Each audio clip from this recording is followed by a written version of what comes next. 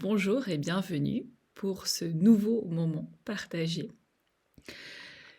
J'étais en train de travailler sur le shadow work, donc le travail de l'ombre. Donc, je suis en train de prendre des notes pour un futur thème d'exploration pour les abonnés de mon école en ligne, La Voie de l'Être, hein, donc l'école de l'incarnation et de la création. Et tout en écoutant la vidéo d'une coach qui parlait de leadership. Et, euh, et puis bon, ça me faisait réfléchir un petit peu à tout ce que j'ai mis en place, moi, dans ma vie, tout ce que j'observe. Et il y a un peu aussi, du coup, ça a activé un petit peu aussi cette révolte, mais une douce révolte, une révolte basée sur l'amour,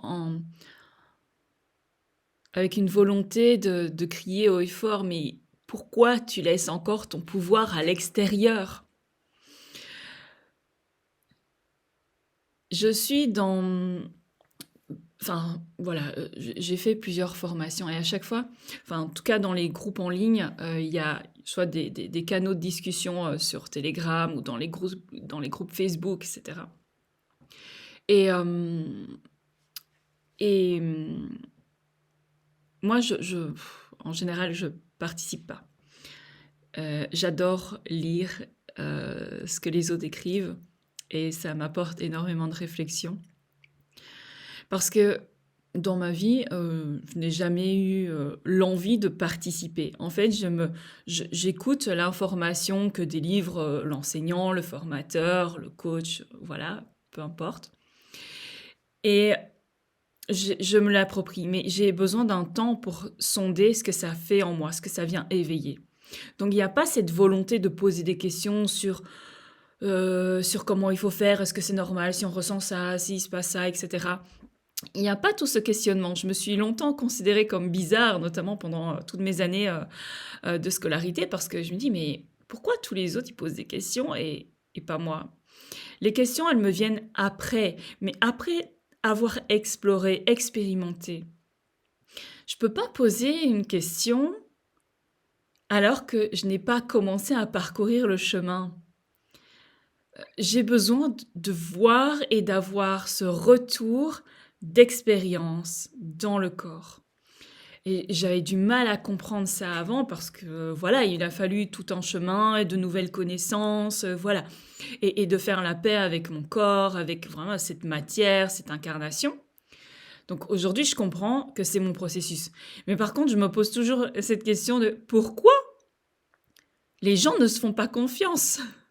Même si je sais pourquoi. Mais il y a quand même cette sidération où je me dis, mais pourquoi les gens n'apprennent pas à se sonder intérieurement? Pourquoi ils n'apprennent pas à se poser des questions à eux-mêmes, à se parler à eux-mêmes, à poser des questions à leur sagesse intérieure, à leur guidance intérieure? Et pourquoi toujours demander des réponses à l'extérieur? Pourquoi toujours demander que quelqu'un nous apporte une solution, une réponse à une problématique ou à une expérience de vie?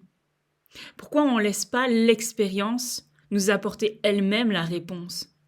Mais parce que ça demande un degré d'exigence, d'écoute de soi et d'être relié à soi.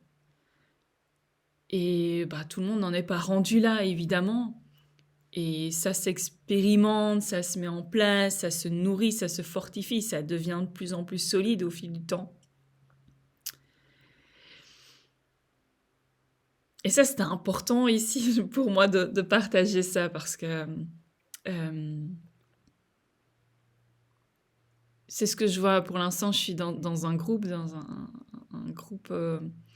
Voilà, j'avais besoin d'être soutenue énergétiquement dans mon process de manifestation pour vraiment encore plus rester focus et ne plus me laisser distraire principalement par les exigences de la société et les problèmes familiaux qui viennent un petit peu court-circuiter mes plans. Mais en même temps, j'ai quand même cette vision systémique et donc voilà, je sais qu'on est tous liés les uns aux autres, donc même mes plans, s'ils sont bousculés, si le timing n'est pas celui que moi j'aurais espéré, je sais qu'il y a d'autres choses qui viennent jouer parce que voilà, nos choix impactent la vie des autres aussi, et donc tout se remet en mouvement à chaque fois qu'on prend une décision. Donc voilà. Mais d'être dans ce groupe-là, d'être soutenu, enfin, dans ce groupe, dans ce mentorat, ou je sais pas comment on peut l'appeler, c'est un canal Telegram. Et voilà, et donc il y a aussi un autre canal où les gens partagent leurs propres expériences, hein, posent des questions, etc. Et, et donc moi je lis ça. Au début, j'avais pas envie de rentrer dans ce deuxième canal, et puis je me suis dit, ah ben si, ça va m'apporter des pistes de réflexion. Et c'est comme ça que j'ai après l'impulsion de partager soit une nuance ou ma propre vision, ma propre perception, mon point de vue. Voilà. Et donc, je trouve que c'est assez drôle, et en même temps, ça fait de la peine de voir que les gens ne se font pas confiance et attendent toujours une validation d'une personne qu'elles idéalisent, qu'elles mettent sur un piédestal, auquel elles donnent une certaine forme d'autorité, qui, de par sa position, que ce soit une position sociale, une position entrepreneuriale, une position financière aussi, ça va influencer donc sur nos perceptions.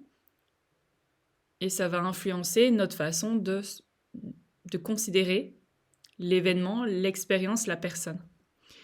Et c'est dommage parce que les gens s'éloignent à ce moment-là d'eux-mêmes et de ce qui se joue en soi et de leur propre guidance. Voilà. C'est le message que j'avais envie de passer ici. Écoutez-vous, ne cherchez pas de solution extérieure.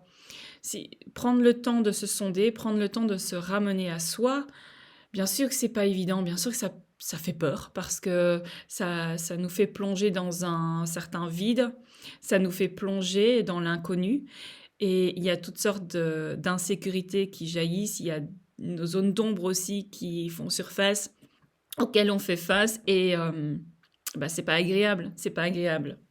Et de toute façon, on sera obligé d'y faire face.